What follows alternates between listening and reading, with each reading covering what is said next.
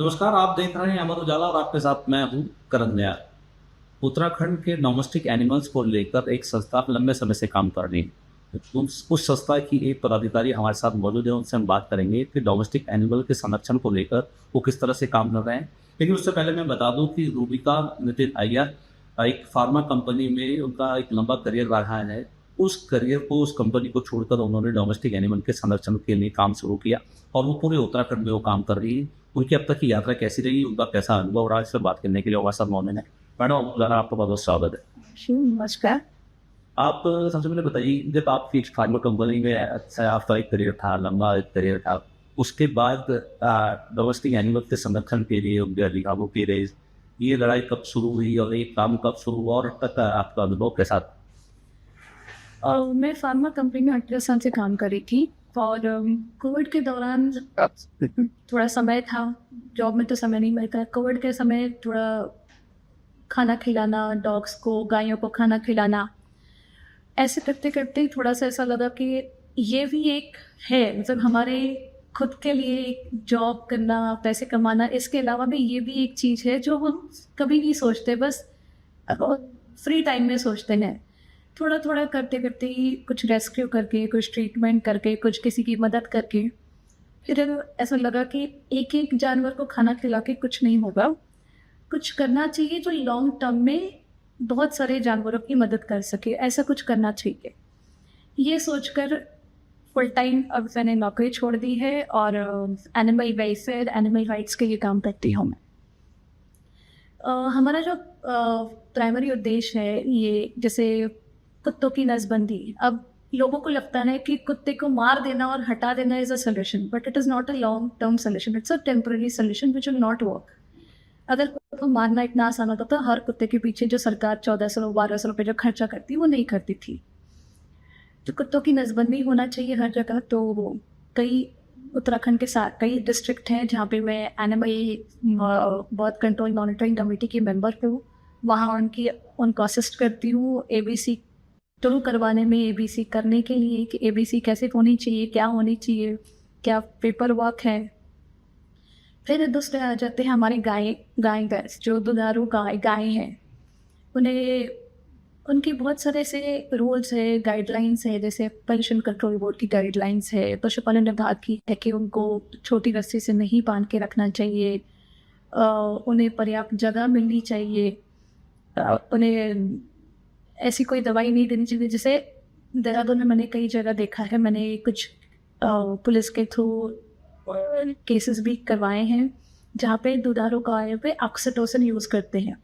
ये एक हार्मोनल दवा है जो गर्भ अवस्था में एक औरत को दिया जाता है जब वो गर्भ लेबर पेन नहीं कर पाती है उसमें। And that is a prohibited drug under drug and cosmetic act 1945, जो इलीगल तरीके से डेयरियों में इस्तेमाल होती है।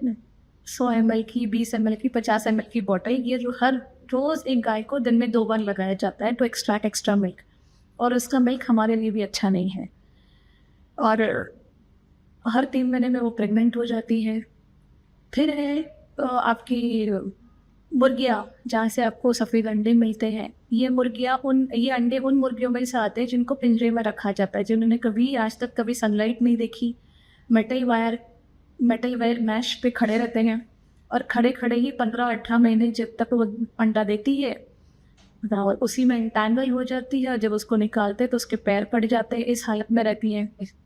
एंटीबायोटिक उसको दे-दे के अंडा निकालते हैं। ये बड़े खच्चर है जिनका इस्तेमाल किया जाता है, और एक बार जब वो इस्तेमाल के लायक नहीं रहते तो उनको छोड़ दिया जाता है। तब उनके कुछ है नॉर्म्स, जिसकी तरह उनको वैक्सीन होना चाहिए। काफ़ी सारे घोड़े खच्चर जो मिलते हैं हमें रेस्क्यू करते हैं, वो ग्लैंडर सस्पेक्टेड रहते हैं, नेज़ल डिस्चार्ज होता है। जब तक हमारे पास हमारे यहाँ पे आते हैं तब तक वो मरने की हालत में रहते हैं या उसके पैर इंजर्ड है। तो हमारी संस्था और मैं उस पे काम कर रहे हैं कि हम कैसे इनके लिए, इनकी राइट्स पे काम करें। अब जैसे हम अधिकारियों के साथ मिलकर ये काम करते हैं, प्लस पुलिस के साथ में मिलकर। अब जैसे कल परसों में मैंने रुड़की और हरिद्वार में पुलिस वर्कशॉप किया ऑन एनिमल प्रोटेक्शन लॉ। ये कई ऐसे छोटे-छोटे रूल्स हैं, गाइडलाइंस हैं, एक्ट्स हैं, जो प्रोसीजर्स हैं रिलेटेड टू एनिमल। अब जैसे अगर कोई एनिमल मिलता है, क्रूरटी केस है, तो उसका भी मेडिकल होता है, उसका भी पोस्टमार्टम होता है। पोस्टमार्टम के लिए कागज़ बनता है पशु चिकित्सा अधिकारी के नाम पे। ऐसा जब कोई एनिमल सीज़ होता है क्रूरटी पे या गौ तस्करी पे या किसी चीज़ को लेके, तो उनके रख-रखाव के लिए ज़िलाधिकारी हर डिस्ट्रिक्ट के ज़िलाधिकारी एक दरें निर्धारित करते हैं। वो दरों के हिसाब से उन गौशाला या जहाँ पे भी इन्फर्मरी में उन पशुओं को रखवाया जाता है, उनको पैसे मिलते हैं। ये कई सारी चीज़ें हैं जो बहुत छोटी-छोटी चीज़ें जो अधिकारियों को नहीं पता रहती है, या हम उनको गाइड करते हैं, हम उनको असिस्ट करते हैं कि भाई ऐसा है, रूल में ये लिखा है, एक्ट में ये लिखा है, इस तरह से होने चाहिए, इनका ये प्रावधान है। चलिए, मतलब आपने बताया कि आप अपने प्रोग्राम के तहत अधिकारियों को भी अवेयर करते हैं, उनके रूल्स के बताते हैं। फिर क्योंकि डोमेस्टिक एनिमल्स हैं तो जाहिर है कि जो लोग अपने घर में उन जानवरों को पालते हैं, उन लोगों को अवेयर करने के लिए, उन लोगों को जागरूक करने के लिए आपकी संस्था किस तरह के प्रोग्राम चलाती है, पैसे उन्हें आप जैसे हम कम्युनिटीज़ है, आरडब्ल्यू है, सोसाइटीज़ हैं, इनके साथ में मिल के इनको भी अवेयरनेस प्रोग्राम, जिस तरह से अधिकारियों के साथ में अवेयरनेस प्रोग्राम चलाते हैं, उनके साथ भी अवेयरनेस प्रोग्राम चलाते हैं। उनको गाइड करते हैं कि भाई देखिए, अगर आपको लग रहा है कि आपके सोसाइटी में कुत्ते हैं, तो उनको पिकवा देना या उठाकर कहीं फेंक देना इज़ नॉट अ सोल्यूशन। आप उनका वैक्सीन कीजिए। अगर वो रेबीज़ वैक्सीन हर साल लगाया जाता है उनको, तो अगर वो किसी वजह से किसी को काट लेते हैं या खरोच आ जाती, कुत्तों की टेंडेंसी है वो बाइक की आवाज़ सुन के पीछे भागते हैं। They don't have a reason to bite, they don't unnecessary bite नहीं करते हैं। अगर मदर है, उसने बच्चे दिए तो ओवर प्रोटेक्टेड हो जाती है, तो वो अगर कोई भी उसके पास गुजरता है तो उसको लगता है उसके बच्चों को हार्म करेगा, इस वजह से वो ओवर प्रोटेक्टेड हो जाते हैं। तो हम उनको गाइड करते हैं कि अगर आपके एरिया में नसबंदी नहीं है तो क्या, अगर नगर निगम से नसबंदी करवाए, नगर निकाय से करवाए, अगर वो पॉसिबल नहीं है तो कोई कैंप लगा के नसबंदी करवाया जाए, रेबीज़ वैक्सीन लगाया जाए। हम उनकी मदद करते हैं, रेबीज़ वैक्सीन कहाँ से लगाना चाहिए, कौन आपकी मदद कर सकता है, अगर कैंप लगाना है तो। इस तरह के अवेयरनेस प्रोग्राम हम उनके साथ भी करते हैं। वैक्सीनेशन की आपने बात करी, जब उत्तराखंड में इस साल चारधाम यात्रा शुरू हुई तो शुरुआती दौर में वहाँ जो पैदल पास के बड़े कच्चे चलते वो भी इस तरह की बीमारी फैलनी थी, वैक्सीनेशन नहीं, ड्राइव रूटीन चलाया। जब इस तरह की बीमारी किसी जानवर में फैल जाती है तो फिर आपकी संस्था किस तरह से काम करती है उन खासतौर पर उन जानवरों को बचाने के लिए? 2 साल से तो केदारनाथ ट्रैक पे जो व्यवस्था है वो काफ़ी सुधार आया है उसमें, क्योंकि हमने बहुत मेहनत की उस पर हमारी टीम ने। जो घोड़ी खच्चर है जो बहुत सस्ते दामों में ये मुजफ्फरपुर, नज़ीमाबाद इनसे आते हैं यहाँ घोड़े खच्चर, और इनको आते ही वो ट्रैक पर चलाने लेके जाते हैं। ना उनको पर्याप्त खाना होता है और ना ही वो एक्लेमेटाइज होते हैं हिली एरिया में जाने के लिए, और कई तो बीमार होते हैं। इसलिए 2 साल से एडमिनिस्ट्रेशन ने उनकी वैक्सीन शुरू की है, उनके ग्लेंडर्स टेस्ट शुरू किए हैं, एक्लेमेटाइजेशन का टेस्ट शुरू किया है कि क्या वो पहाड़ी क्षेत्रों में चढ़ने लायक है कि नहीं है, क्या वो किसी बीमारी से ग्रस्त तो नहीं है कि बीमार है तो वो नहीं चलाया जा सकता। अगर कोई बीमार है या कोई ऐसा है जो नहीं, कमज़ोर है, जो नहीं चल सकता है, उसे नहीं भेजा जाता, इसका रजिस्ट्रेशन ही नहीं होता है। और डिस्ट्रिक्ट एडमिनिस्ट्रेशन के साथ में वहाँ भी हम एक इन्फर्मरी चला रहे हैं वहाँ पे, तो जो भी घोड़े का चला भी बीमार होते हैं, पैर टूट जाता है या फिर कमज़ोर हो जाता है या नहीं चलने की अवस्था में नहीं है, तो उसे वो इन्फर्मरी भिजवाया जाता है फाटा में, जो इन्फर्मरी है हमारी। मैडम एक आखिरी सवाल, क्योंकि आप पूरे उत्तराखंड में काम कर रही हो, एक लंबे समय से आपकी एरियो काम कर रही है, अपने स्टेट में कोई ऐसा इलाका या कोई ऐसा डिस्ट्रिक्ट जहाँ पे डोमेस्टिक एनिमल्स के जो भी राइट्स है उनका ज़्यादा उल्लंघन होता हो, या वहाँ के ऐसा कहें सरल भाषाएं कि वहाँ के जो डोमेस्टिक एनिमल है वो ज़्यादा परेशान हो? देखिए, डोमेस्टिक एनिमल की अगर बात करें तो कुत्तों का मुद्दा बहुत ज़्यादा उठता है। तो हर किसी को चाहिए कि हमारे एरिया में कुत्ते ना हो, कुत्ते नहीं चाहिए उनको। कई सारे केसेस तो हमारे पास ऐसे आते हैं कि अगर उसने हमारे बच्चे को काट लिया तो हम घर से बाहर कैसे निकलेंगे। देखिए, इस अगर का तो जवाब है नहीं, तो अगर में तो कुछ भी हो सकता है, पर हमारा प्रयास यही है, जैसे अभी देहरादून में ही, देहरादून की सारी नगर निकायों में नसबंदी का प्रोग्राम बहुत अच्छी तरह से चल रहा है। उधम सिंह नगर में अच्छे से चल रहा है, रुद्रपुर में शुरू हो गया, काशीपुर में शुरू होगा। मैं वहाँ की एबीसी मॉनिटरिंग कमेटी की मेंबर हूँ, रुद्रपुर, काशीपुर, हरिद्वार। तो इस तरह से उस पे काम तो चल रहा है। अब जैसे उधम सिंह नगर है, वहाँ पे एक सुल्तानपुर पट्टी करके है जगह, नगर पालिका में आती है। वहाँ पे अवैध रूप से पशु मंडी लगती है, गाय भैंस को बेचा जाता है, बकरों को बेचा जाता है। मैं उस मंडी में गई, मैं वहाँ की life stock district life stock market monitoring committee की मेंबर उधम सिंह नगर की। मैं वहाँ पे गई, वहाँ पे मैंने अवस्था कंडीशंस देखी, ना कोई रैंक है, ना कोई डॉक्टर है, मार्केट इलीगल तरीके से चल रहा है, कोई रजिस्ट्रेशन नहीं है, कोई रिसीट नहीं है, जानवरों को बस उठा पटक के बेच दिया जा रहा है। उसका लेटर इशू हुआ था कि वो पशु मंडी नहीं लगनी चाहिए, क्योंकि 25 किलोमीटर स्टेट बॉर्डर से हम कोई मंडी नहीं लगती है, और वो बॉर्डर ये यूपी का बॉर्डर है, 5 किलोमीटर में तो यूपी आ जाता है वहाँ पे, तो वो नहीं होना चाहिए। तो उस पर हम काम कर रहे हैं। कुछ साल पहले देहरादून में यहीं पे निरंजनपुर मंडी और आपका ISBT के पास अवैध रूप से पशु मंडी चल रही थी, बकरों की और मुर्गों की। हमारे इंटरवेंशन से वो बंद हुआ है, क्योंकि अवैध रूप से काम हो रहा था वहाँ पे। जब उन्हें कहा गया क्या कर ठीक सही से था तो रजिस्ट्रेशन लीजिए, तो रजिस्ट्रेशन ले नहीं पाए, क्योंकि उनके पास वो कंडीशन ही नहीं मेंटेन कर पा रहे हैं रजिस्ट्रेशन की। क्योंकि आपको खाने पीने का होना चाहिए, शेड होना चाहिए, डॉक्टर होना चाहिए, रैम्प होना चाहिए, सारी कंडीशन आप मेंटेन नहीं कर पाते हो। उसी तरह से अब जैसे कुत्तों का प्रजनन होता है, डॉग ब्रीडिंग होती है, पेट शॉप चलाते हैं लोग जहाँ पे कुत्ते बेचते हैं, रैबिट्स बेचते हैं, पंछियाँ बेचते हैं, तो इनकी भी रजिस्ट्रेशन होते हैं पशुपालन विभाग से। आपको उसका रजिस्ट्रेशन लेना होता है। इसी तरह ऐसे ही नहीं आप बस जानवर को बेच सकते हो या उनका प्रजनन कर सकते हैं। अवैध रूप से उनका प्रजनन होता है, फिर जब वो डॉग एक टाइम बाद प्रोडक्शन नहीं कर पाती, बच्चे नहीं दे पाती, तो उसको रास्ते पे छोड़ देते हैं। इस तरह से पॉपुलेशन डॉग की और इंक्रीज होती है रास्ते पे, क्योंकि वो डॉग कहीं ना कहीं जाके मेट करता है। ये घर पे पालतू कुत्ते हैं, आपको रजिस्ट्रेशन करवाना होता है उसको नगर निगम में। अगर घर का पालतू कुत्ते हैं तो आपने नसबंदी करवा दी है। अगर आप बच्चा पैदा करवा रहे तो आप ब्रीडर कैटेगरी में आते हो। बच्चा पैदा करवाते हैं और फिर उसको छोड़ देते हैं रास्ते पे। तो इस तरह से हमारे डॉग की पॉपुलेशन इंक्रीज होती है। डेयरियों में जो गायों को पालते हैं, एक टाइम वो इंजेक्शन लगा के वो बीमार हो जाते हैं, उनका थन बड़ा हो जाता है, मेस्टेटाइटिस बीमारी हो जाती है, कई अन्य तरह की बीमारी हो जाती है, पर उसको रास्तों पे छोड़ दिया जाता है। तो डेयरी के कुछ उपविधिज हैं जो बने हुए हैं, कई जगह बन रहे हैं, तो उन पे उनका पालन होना चाहिए ताकि अधिकारी उनको देखे करे। और उन पे, क्योंकि सिर्फ गौशाला बनाने से नहीं होगा, द रूट कॉज डेयरियों पे, अगर डेयरियों पे कंट्रोल ना करे या अधिकारी कंट्रोल ना करे तो गौशालाएं तो बनती रहेगी और गाय सड़क पे आती ही रहे।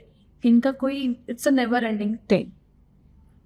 We have to control the root cause. Root cause पे काम नहीं कर रहे हैं और गौशाला बना रहे हैं। गौशाला बनाना अच्छी बात है, ये गौशाला होगी तो निराश्रित गौवंश को वहाँ रखा जाएगा, लेकिन ये गौवंश आज सड़क से सारे खाली कर लो, 3 महीने बाद देखो फिर आपको उतनी ही क्वांटिटी में गौवंश मिलेगी।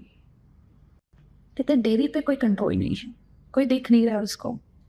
पोल्यूशन कंट्रोल बोर्ड तो कहता है कि हमारे पास तो फैक्ट्रीज और इंडस्ट्रीज पे काम कर रही हैं, हमारे पास समय नहीं है कि हम गाय भैंस के तबेलों में जाएंगे। मैडम, आप हमारी ऑडियंस को थोड़ी अपनी NGO के बारे में बताइए, तब से वो NGO उत्तराखंड में काम कर रही है और किन इलाकों में अब तक वो पूरी बढ़ चुकी है। मेरे NGO का नाम है पीपल फॉर एनिमल्स उत्तराखंड, और बहुत पुरानी NGO है ये। It is led by Mrs Gauri Bekhi and Menaka Gandhi madam, और बहुत पुरानी संस्था है। मैं तो अभी कुछ सालों से ही जुड़ी हूँ उनसे, कोविड के बाद से। बहुत सारे शहरों में काम करती है, पूरे इंडिया में काम करती है। मैं फ़िलहाल अभी उत्तराखंड में काम करती हूँ, और मैं देहरादून की ज़िला SPCA की मेंबर भी हूँ, और जीव जंतु पशु कल्याण बोर्ड दिल्ली की रिप्रेजेंटेटिव भी हूँ। कई डिस्ट्रिक्ट के animal birth control monitoring committee की मेंबर हूँ। पशु मंडी जो लगती है उनकी मेंबर हूँ। आईआईटी रुड़की की फोना कमेटी की एक्सटर्नल एडवाइज़र हूँ। पशुओं से रिलेटेड उनके यहाँ पे जो डॉग्स रिलेटेड कुछ इश्यूज आते हैं, जैसे एसओपी हम बनाते हैं कि भाई क्या करना चाहिए, अगर ये हो तो ये करना चाहिए, अगर डॉग एनकाउंटर हुआ तो ये करना चाहिए, अगर आपको कोई प्रॉब्लम है तो किससे रिजॉल्व करना चाहिए। तो इस तरह से वैसे मैं बाकी शहरों में भी काम करती हूँ, डेयरीज को लेके, पोल्ट्रीज को लेके। गुजरात हो गया, बिहार हो गया। हम जैसे मैं 10 दिन इंडिया नेपाल बॉर्डर पे थी। घड़ी माई का नाम तो सुना होगा आपने। हर 5 साल में एनिमल सेक्रीफाइस होता है। तो मैं और मेरी टीम वहाँ पे 10 दिन थी इंडिया नेपाल बॉर्डर पे। क्योंकि सुप्रीम कोर्ट का ऑर्डर है कोई भी एनिमल इंडिया से जाना नहीं चाहिए नेपाल फॉर एनिमल सेक्रीफाइस। तो हम वहाँ पे पुलिस के साथ में और एसएसबी के साथ में मिल के करीबन 750 एनिमल हम सीज कर पा रहे। इलीगली जो ट्रांसपोर्ट हो रहे थे नेपाल के लिए करीबन 2000 कबूतर। इस तरह से अलग अलग शहरों में काम करते हैं, बट ऑफ कोर्स फोकस उतना रहता है। तो सवाल ये भी कि कुछ कुछ समय में मीट की दुकानों को लेकर भी सवाल उठता है कि वो खुले में जानवरों के पार्ट बेचते हैं हम। तो इसको लेकर आपकी संस्था किस तरह से काम करती है? हम उन लोगों को अवेयर करने के लिए आपके सर्वे लाए हो।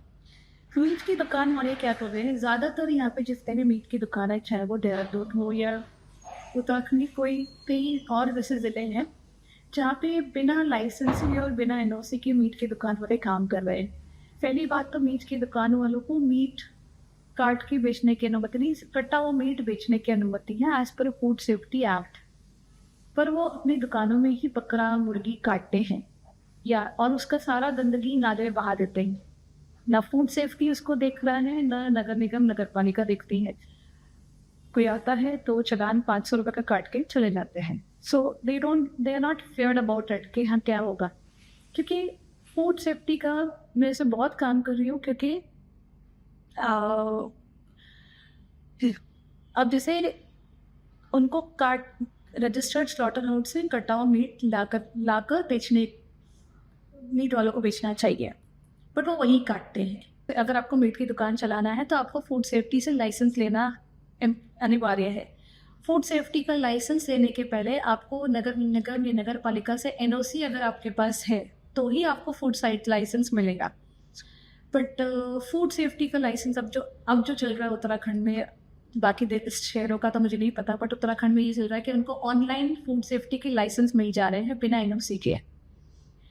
और उसके बाद डिस्ट्रिक्ट फूड ऑफिसर ना उनको चेक करते हैं, ना उनको देखते हैं, ना उनको इंस्पेक्ट करते हैं। क्योंकि अगर आपको फूड सेफ्टी का लाइसेंस लेना है तो आपका खुद का भी मेडिकल इम्पोर्टेंट आना चाहिए कि आप बीमार तो नहीं हो, आपको डायबिटीज़ तो नहीं है। क्योंकि अगर आपको छुरी लग गई, कुछ हो गया, तो डायबिटीज़ वाले का खून मिक्स हो गया या किसी बीमारी, आपकी बीमारी उस मीट पे जा सकती है। पर ये फूड सेफ्टी वाले को चेक नहीं करते हैं। इनसे कई बार मुलाकात हो चुकी है कि भाई इस तरह से नहीं होना चाहिए, यही कट रहे हैं। देहरादून ग्रीन वैली में आने के कारण यहाँ पे स्लॉटर हाउस नहीं बन सकता है, ठीक है, सारंगपुर से लेकर आएंगे, पर इसका मतलब ये तो नहीं ना कि उन्होंने वही काटना है। क्योंकि अब जैसे खुशहालपुर जैसा एरिया है सल्सपुर में, वहाँ पे 4-5 भैंसों की मीट की दुकान है। आप चले जाइए, भैंस के साथ में आपको गाय का मीट भी मिलेगा, बट आप आइडेंटिफाई नहीं कर पाओगे उसको। वहीं पे गौकशी होती है। तो कई बार पुलिस के थ्रू वहाँ पे गाय पकड़वाई है, कटी हुई। कभी गाय मिल जाती है, कभी गाय का अंग मिलता है, तो दुकानें बंद नहीं होती है, ना ही उनको कोई चेक करता है। तो फूड सेफ्टी, अब पशु है, इसका पशुओं से रिलेटेड बहुत सारे से चीज़ें, जैसे मीट की दुकान हो गई, मुर्गी हो गया, दूध हो गया, तो इन सबको हम काम करना है, मिल के काम करना है। हमारी कोशिश ये रहती है कि हम सरकार को, एडमिनिस्ट्रेशन को हेल्प करें, असिस्ट करें और उनको बताएं कि भाई इस तरह से होना है। हम इनकी सहायता करने के लिए हैं, चाहे जो भी असिस्टेंस हमारे से हो सके, जितनी हमारी कैपेसिटी है। तो ये थी रुबीना नितिन अय्यर जी, जिन्होंने बताया कि डोमेस्टिक एनिमल्स को लेकर उनकी संस्था किस तरह से काम कर रही है और लोगों को कैसे जागरूक कर रही है जिला प्रशासन और सरकार के मिलकर। उत्तराखंड से हर बड़ी छोटी जानकारी जानने के लिए आप देखते रहे अमर उजाला। अगर आप ये वीडियो YouTube पर देख रहे हैं तो हमारे चैनल को सब्सक्राइब करें और बेल आइकन को दबाना ना भूलें। अगर आप Facebook पर ये वीडियो देख रहे हैं तो हमारे पेज को लाइक करें।